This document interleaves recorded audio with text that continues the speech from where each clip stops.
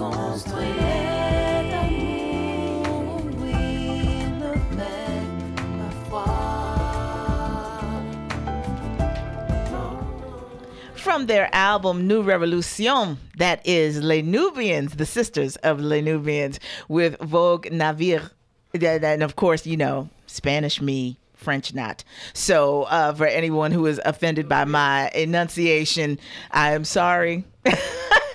That is not my forte, but they are. It's just a wonderful, wonderful song, and I'm reminded of when Les Nubians sold out the Perelman Theater at the Kimmel Center during the Philadelphia International Festival of the Arts several years ago, when their focus was on all things French, and Les Nubians came in, sisters who were born in Cameroon and who speak French as their native language, and just as a part of the diasporic look at that French influence, it was just a really, really great time, and hopefully you all appreciated that song. But we are transitioning now into our weekly conversation on Black folks and film and television and other cultural things, as Mike D joins us in studio for this week's Real Black Radio. Hey, Stephanie Renee, how are you? Hello, Mike Dennis. I'm fine. That's good. And yes, you are. I say that for brother Ron down in Memphis. He likes some Stephanie Renee. Oh, really? He does. Thank you, Ron. Yeah, we all be. Yeah, he definitely compliments you. Oh. So in the best way. Yeah. In the may I hug you kind of way. Got you. No, I appreciate that. Thank you, brother Ron. Not the deaf comedy way. Yeah, so, that we don't want. But it's like I don't even know who to talk about anymore, because we're in a bad space right now. Well, no, it's not even about. It's not even about hurting people's feelings. I think one of the things that I think all of this conversation around sexual harassment has brought up for a lot of people is how much we assume the things that we say and do are received well. Right. Or are non-offensive, right? That we're not sensitive to the idea that if somebody tenses up a little bit when we come at them a certain way, or if their face changes when we say something out of our mouths that might be inappropriate, that there's no immediate response to that, because we are not socialized. Women, by and large, are not socialized to speak up in those moments when they feel violated. And men are not necessarily socialized or taught to be sensitive to reaction and to use that as a gauge for how we interact with one another. This is really a time for us to spend some serious thought and energy in retraining ourselves to be more in communion with one another. Yeah, I get it. I mean, I think, two of our Black news people lost their jobs this week. Roland Martin's show on TV One was canceled. And then Tavis Smiley has been suspended by PBS. Yeah, and let's be clear, because I want people in our listening audience to understand that affects his television show, not his radio show. Right. We will be continuing to air Tavis Smiley's show on Saturdays at 10 a.m. here on WURD Radio until further notice. Right. And to clarify, not to put everybody in the same pot, Roland Martin lost his show was canceled because of budget cuts. Had nothing to do with any kind of controversy. So to be clear on that. But Tavis was saying, like, the investigation, he posted a video where he was saying, like, on his Facebook page, where does this line, such a gray area. Somebody made an accusation, they were investigating it. He had no understanding that he was being investigated, and to the way he's explaining it, and of course we got to wait for these Polaroid pictures to fully develop before we say anything. Right. He's saying that these were consensual relationships, but they were with subordinates. All right. So so this brings up, one of the things that I think a lot of people are trying to address that we have glossed over, particularly in the late 20th century into the 21st century, which is the complex politics of having relationships with people that you work with.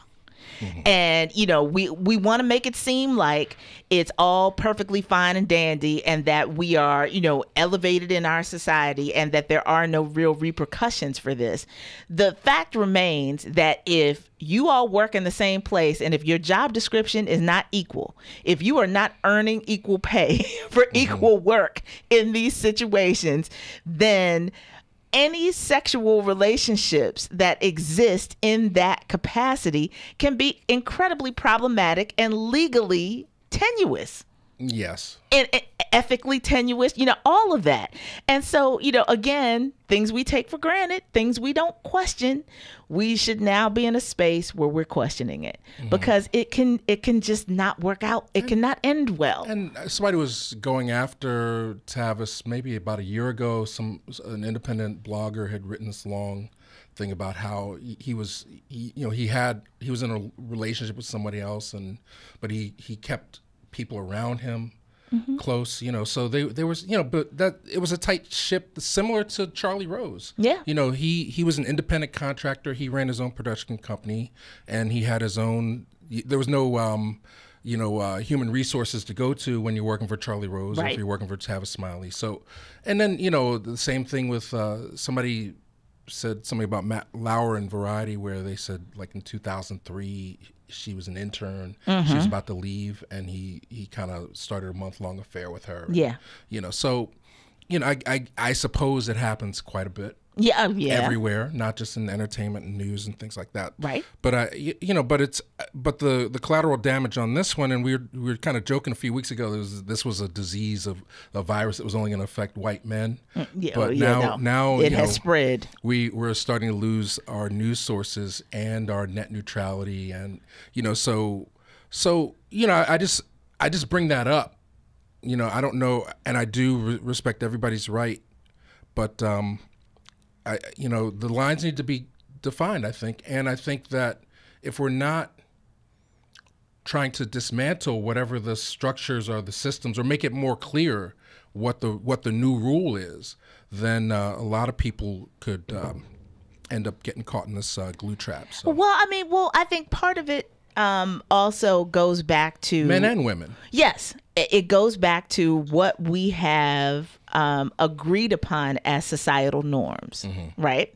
That there is something to be said for, as I was, you know, kind of with my aunties in particular, the conversation around if you really think you want to do this arts thing, know that this is something you're going to have to deal with on a regular basis. And we can't tell you how to respond. Just understand that there are expectations, there are assumptions that are going to be made, and don't make us have to come chasing after some dude with a shotgun. Like, because he has done something inappropriate, said something inappropriate, you know, violated you in any way, because basically we will jump on his back. And, you know, I appreciate my aunties for that.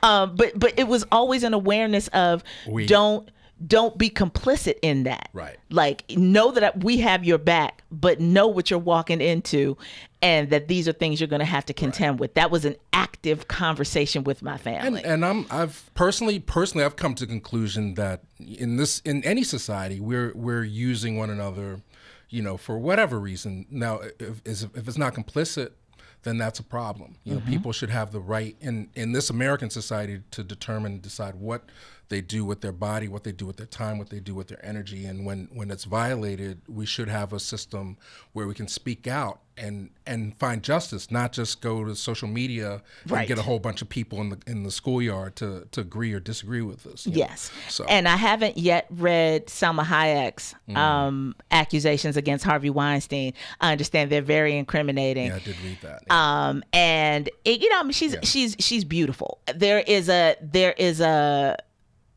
faction of our society that would say, when you are as pretty as you are, you can imagine that people are going to overstep their bounds all the time. And again, I think this is a time for us to question how we relay those messages. Well, that's a moment of being used. Now, she certainly, I mean, the story is, you know, she worked on several movies. I mean, Harvey Weinstein, Miramax helped bring her career up.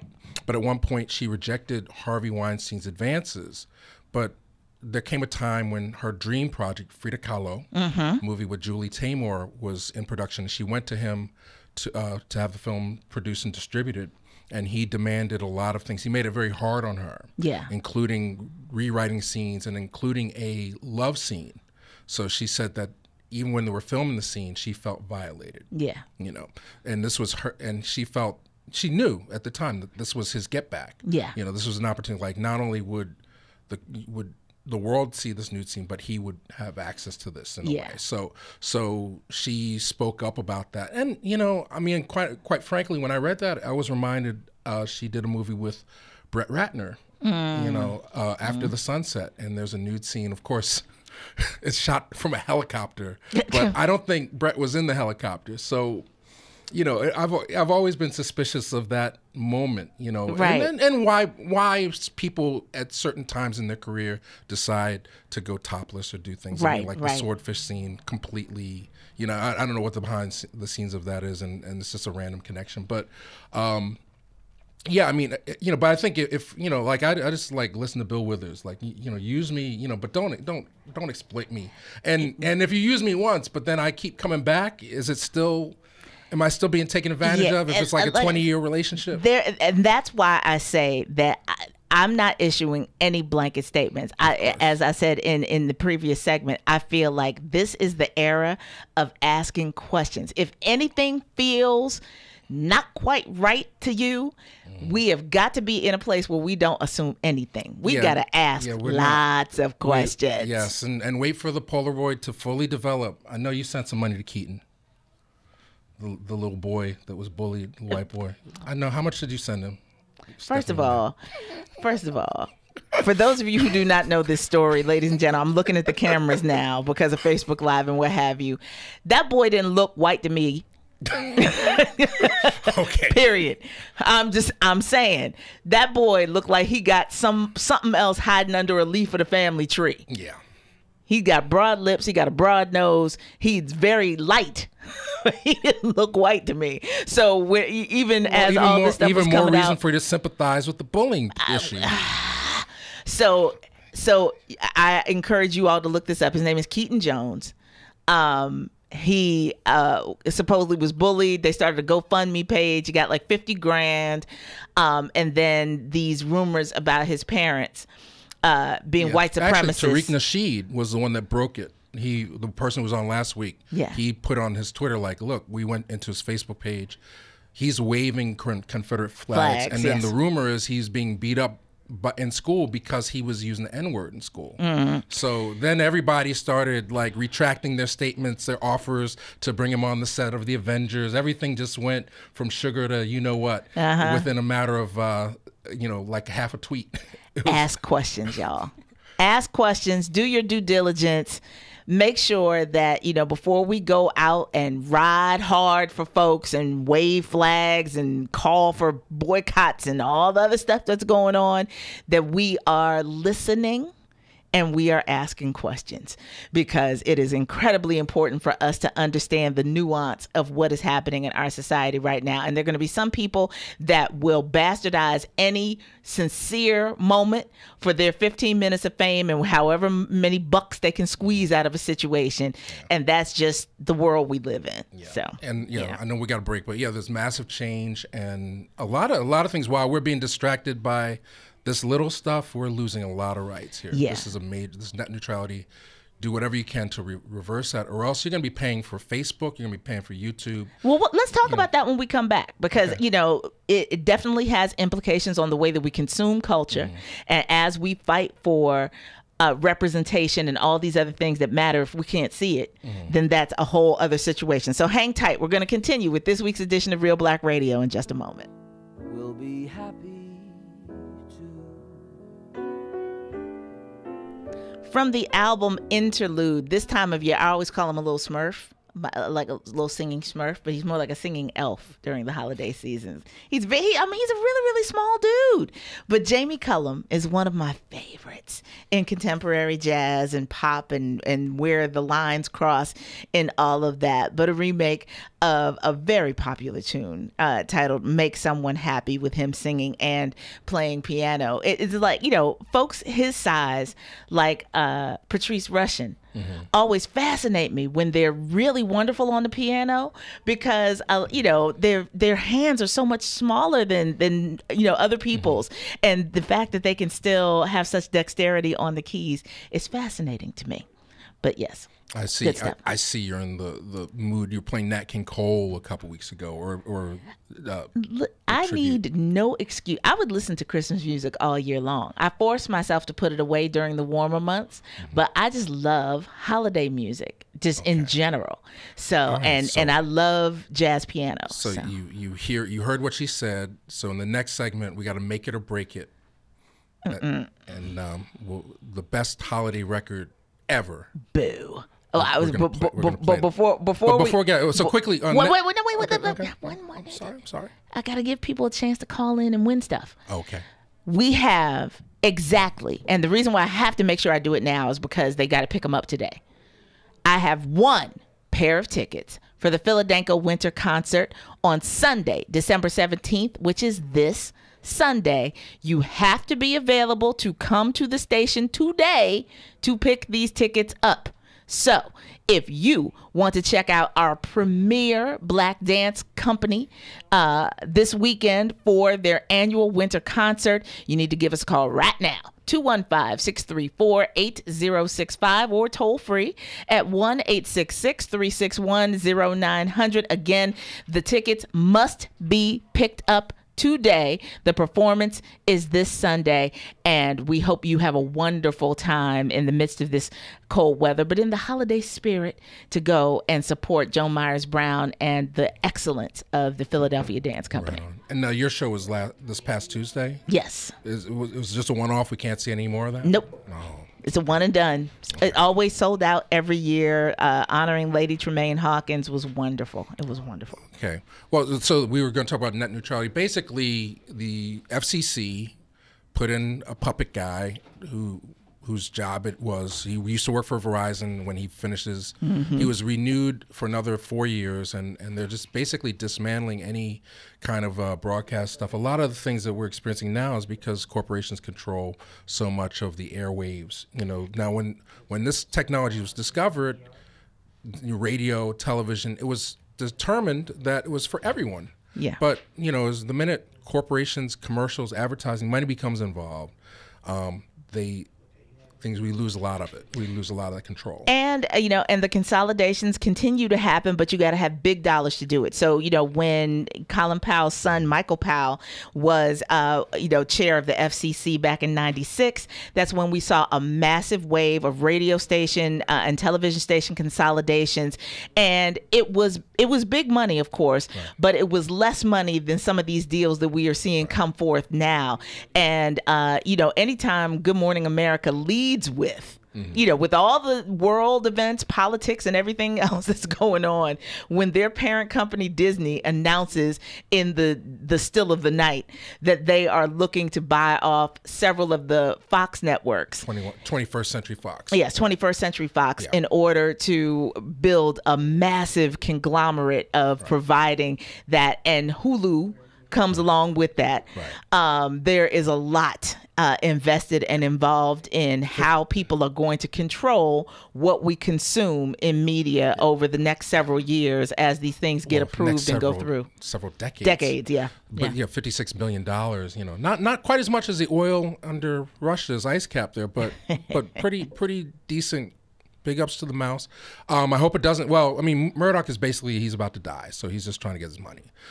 He doesn't want his family to have it, so that's what's going down. But the benefactor for us was, hey, we get to have the Marvel and the DC universes, or actually, Fox owns X-Men. Yes. And they still own some of the Marvel properties. So now they're going to bring the X-Men and the Marvel characters together. So and under Disney.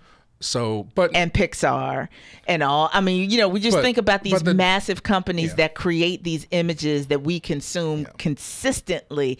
This is Disney and Fox together is a big deal. And be reminded when Michael Powell was running the FCC and they did those mergers, they allowed same corporations to own multiple stations in the same market and basically have an unlimited run. So, a lot of the, I guess, credit for Trump's win goes to a company called Sinclair, which owns a lot of independent TV stations in the Midwest and a lot of those red states. And on their news broadcast, they had inserted what they considered to be mandatory programming on all the news shows, and they gave Trump basically free reign to have infomercials broadcast throughout all their news things. Yeah.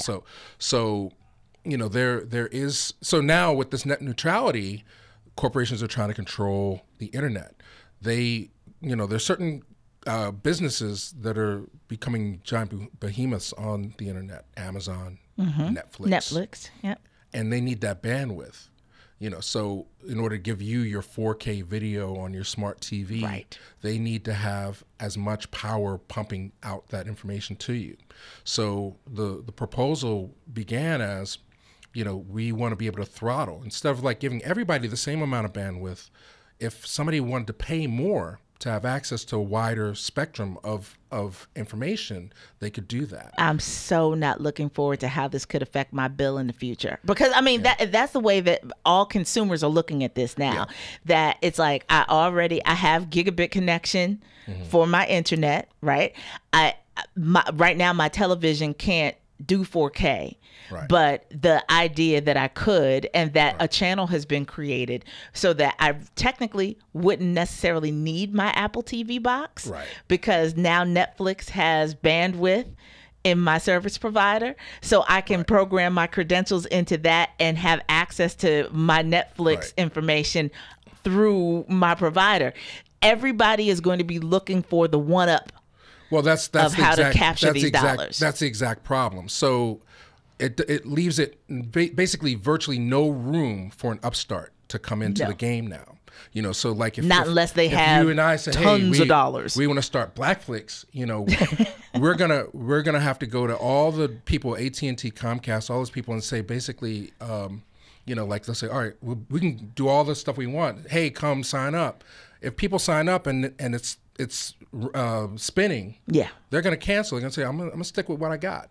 So it's going to make it harder for more competition, and also it opens a door for those people that are paying the extra money to give you that extra bandwidth to charge you more, to charge you a premium. So now your YouTube becomes like HBO. They already have a YouTube Red, but now it's going to be tacked on. There's a possibility that will be tacked onto your bill. But the bigger issue is that in a space that really the technology should belong to everyone, these corporations want to control it, and in the process keep upstarts from having an opportunity to have a fair, level, even playing field in terms of giving you access to their information. And depending on what device you are using or what system you are using to access this, there's also, I mean, everybody monitors usage, but if, like Mike, you like watching things on your little devices, which I hate, they already have a profile of him as a power user.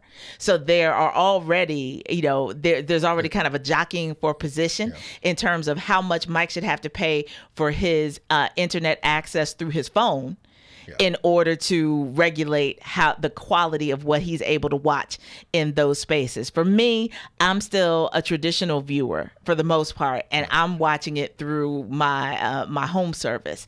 And so there's a level of how many hours mine is on and how I'm contributing to that bandwidth issue within my spaces. I don't see any benefit to this whatsoever. It's clear, it's very crystal clear that this guy who's running FCC was bought and paid for. And that it was Republicans, they outvoted it 3-2 at the FCC on party terms, and there's still a chance that we can reverse it, but this is just one of many things that are being changed and reversed that are going to affect all of our pocketbooks. And so this is not immediate. So it's not like while you have all of your family over for Christmas that it's immediately going to affect what you're paying for your service and what have you. There are a number of lawsuits that have been filed on behalf of citizens groups and what have you that are trying to block the widespread effects of this and to slow down the implementation of it, if not cease it entirely. So it's going to be tied up in legalities for a while. But you should understand that this is the direction that corporations are moving in order to control your access. No, we are not. No. Sorry, y'all. I'm strictly restricting Mike. If you could see, no, I'm trying. No, we are not doing DMX and Christmas carols. I can just play it without. I just blast it. No, it's not even a make it or break it. No. DMX needs counseling. He does not need airwaves playing him hollering Christmas carols. People can watch that on their own time. All right. Well, Spotify. All right. I'll give you one. All right. We won't play DMX Rudolph the Red-Nosed Reindeer. No. But they did release. Spotify released this Christmas stuff, and I'll play it on my phone since she won't let me.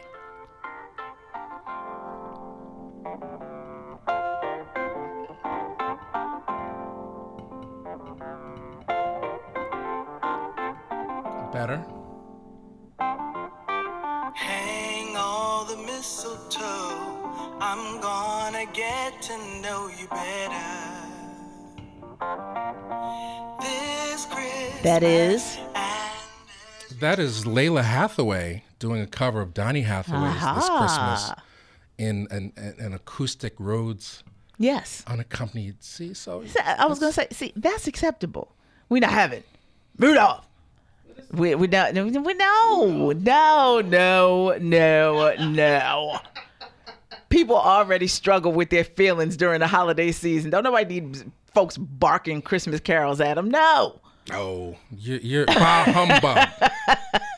That's right.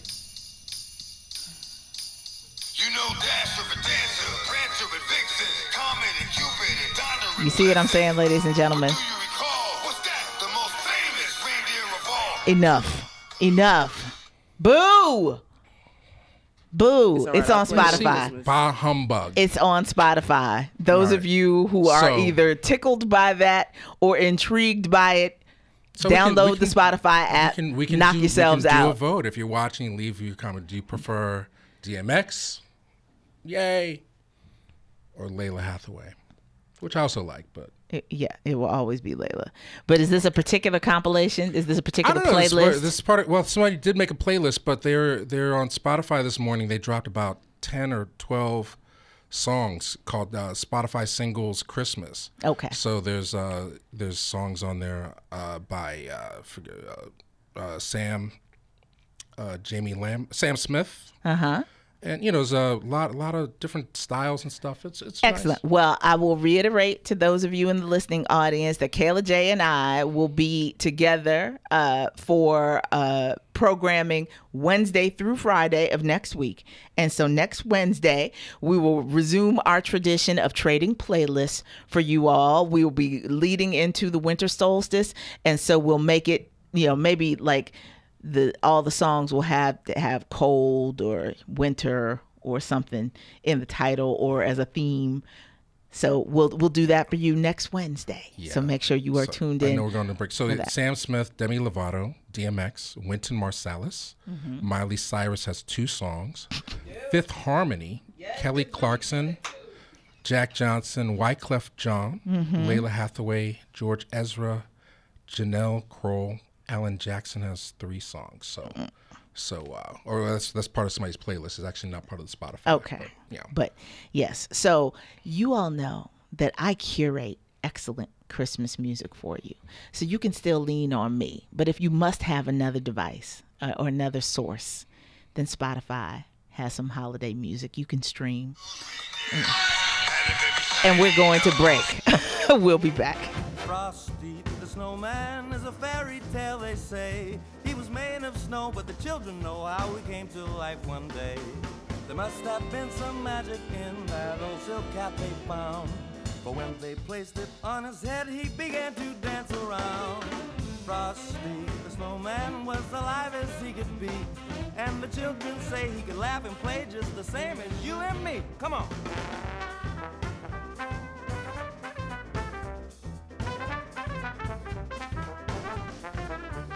From the album Harry for the Holidays, that is New Orleans' son, Harry Connick Jr., along with his big band, with a remake of the song Frosty the Snowman. Now, you all don't have to call. You don't have to tweet. You don't have to say it out loud. But I know that you know that I know that you prefer that to that foolishness that you gave us. Why can't we all just get along? See? I'm just saying. And that's not to say that people wouldn't laugh and rock along with DMX, but maybe once. I love the fact, well, first off, it started as a freestyle. Like somebody caught him in like a hallway and filmed on their camera. Like him doing Frosty, Rudolph the Red-Nosed Reindeer as yes. a cappella. And then the internet caught wind of it. And then fast forward like 2 or 3 years later, Spotify's giving him money to go into a studio with a real producer and basically emulate the Run DMC Christmas. I love it. And, hopefully hopefully he took a check and it will be recorded for tax purposes, whatever they paid him. Because he's got a habit of insisting on cash, and that could be problematic. Because I know he got something for it. I know he didn't just show up and do that for free. God bless you, DMX. Love DMX. DMX is God. He's a free soul. Okay. He's a free soul. Okay. He's damaged. I want the whole album Spotify. I want him doing Frosty. I want him doing everything. I'm telling you, if I had a record label. See, that's why Net Neutrality is going to destroy, because when it happens, I won't have my own record label and video. DMX will have a TV show every week. Just whatever he wants to do, I'll just film it and let him talk, let him do whatever he wants. He could do the Avengers one week, and then the next week he could recreate. Stop.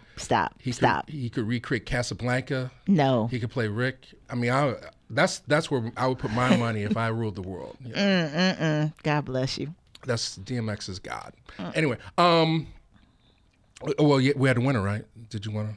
Yeah. Well, congratulations, Miss Deborah, who won those Philadelphia tickets. We hope that you enjoy the concert on Sunday and that you'll call in sometime next week and let us know about how it was. Okay. And speaking of winners, I'm a proud member of the Philadelphia Film Critics Circle. Mm-hmm. And this past weekend, we chose our winners for the 2017 releases. So as we get into award season, so Get Out won 4 awards, including Best Picture, Best Director, Best Directorial Debut, and I believe Screenplay. Well, not Screenplay. We got 4 of them. Mm-hmm. And then Shape of Water, Sally Hawkins for Shape of Water, great movie. Guillermo del Toro. Yes. Is the director. Benicio's daddy. And Octavia Spencer is in it. It's pretty cool horror flick. Meets like Beauty and the Beast meets X-Files. Okay. Beauty and the Beast meets X-Files. I think it was a lot of fun. Phantom Thread, Daniel Day-Lewis. That's a strange movie. I mean, I'm not sure what's going on in Hollywood. Well, that's Daniel Day-Lewis's farewell. He says he's retiring now. Okay, well, that's a shame. I don't believe it, but it's a very good performance. It's yeah, a very good performance. He just said that at some point in the shooting of that film that it's not fun anymore. So he intends to retire. At least that was the he's one of those hubbub earlier this week. Actors, he becomes the person. And this is a movie where he's obsessive fashion designer who puts everything into his work, and then so maybe life is imitating art, because I don't want to spoil the movie. It hasn't come out yet, but basically this woman comes in to kind of rescue him from himself in a way. But it's kind of twisted fantasy kind of thing, like if Kanye made a British art film. But Blade Runner Best Cinematography, Coco, which I did see. And I still have not. Go see it. That's by far the best movie of the year. I mean, Get Out definitely deserves our Best Picture award, but my favorite experience of all time. I'm sorry. I just I say all the time, and it's just really me making the time to actually go see it. But the snow last week threw everything off. Last weekend. But I'm so thrilled that people that I wouldn't necessarily assume would love it have all come back to me and been like, Stephanie, that movie was so good. So I was in tears like 8 times. I'm so I'm so thrilled. I know I'm going to be a mess. I'm going to be a sniveling mess. I know this, but I'm really looking forward to seeing it. Remember me. That was not a Mexican accent, please. No, it was not. Okay, so now award season's officially started. The Golden Globes have made their nominations. Yes. Not too more black in the ink than on the actual thing. It was kind of a weird year, but if we want to go through Shape of Water, Octavia Spencer was nominated for supporting actress. Okay. Denzel for Roman J. Israel. He's up against Daniel Day-Lewis and Tom Hanks and Gary Oldman. Some may or may not be his year. I thought Denzel was incredible. Get Out was nominated for Best Musical or Comedy against Lady Bird, so that could be a neck and neck thing. Yeah. And also for Best Actor, Daniel Kaluuya. From Get Out. From Get Out. He's up against Steve Carell, Ansel Elgort, James Franco, Hugh Jackman. Wow. And Mary J. Blige nominated for Mudbound. Yes. And Mariah Carey snuck in there. What? She's got a song. She's got a song in the movie The Star, which the Christian theme. Yes, the animated film. Animated film where, the Christ story is told through the donkey's eyes or whatever. Because right now I feel that Mariah Carey is going through Whitney struggling with her addiction moment. Like, Mariah's performances have been so bad. It's like hearing Mariah Carey, her name mentioned within the context of awards right now with these lackluster stuff that she's been doing is just kind of surprising to me. Well, they got to fill up the spots. So, Coco's gonna win. Don't get it twisted. But For Mariah Best Carey, Animated Feature? Mariah Carey is officially, for Best Song. Oh, okay. But Mariah Carey has been nominated, so that's big ups to her. Yes. This Is Us nominated for Best Television Series Drama. That better win. Blackish nominated for Best Comedy Show. Sterling K. Brown also nominated for Best Performance by an Actor. Yes. So somebody from The Deuce, Maggie Gyllenhaal. I'm this on The Deuce. I don't even know what it is. That's the HBO show about the birth of the porn industry. Black Thought is in it. Black Thought's the freestyle is very brilliant. If you have 9 minutes of your life, I was gonna say it is absolutely viral on social media right now. So there are plenty of places where you can find that. And shout out to Philly. Issa Rae nominated. Now it also created an opportunity for Jada Pinkett Smith to tweet out, congratulations to Mary J. Blige for her nomination on Mudbone. I'll just read this to you, and then, with whatever time we have, you can respond. But, okay. But basically, she said, congrats, Mary J. I have so much to say on why Tiffany Haddish was not nominated for a Globe, but I won't. And then she waited an hour, and she said, actually, I will. Here we go. I'm not upset about Tiffany Haddish or Girls Trip movie not getting a nom. I'm discouraged about the fact that the Hollywood foreign press wouldn't even watch the movie. Girls Trip was one of the most successful films this summer, and Tiff was hands down the funniest person on screen in 2017, and we couldn't get eyes on the film or a press conference. How could a nom happen, and how much more critical acclaim must a movie have to simply get a screening? But yet, Tiff has been asked to present at their ceremony. This isn't about shaming. This is about the need for discussion of an antiquated system. And I dare not invalidate any of the many journalists and people from all walks of life who have supported this movie by defining the issue as simply racism. Hollywood has systems in place that must learn to expand its concepts of race, gender, equality, and inclusion in regard to its perception of art across the board. The fact that the brilliance of The Big Sick went unnoticed, and the fact that one of the most prolific films of the year, the Get Out movie, is considered a comedy, illuminates the depths of the sunken place, for real. Moments like this occur so that we can have an opportunity to discuss, recreate, and regenerate old paradigms. It's all about love, all about growth, love. So that was her feeling. That's a lot. That's more than I can unpack in 2 minutes. I will say that I think there is a lot to be said when you understand the politics of being able to screen it in order for it to be nominated, and the fact that it was such a huge success. and could not get in that system, there's a lot to question.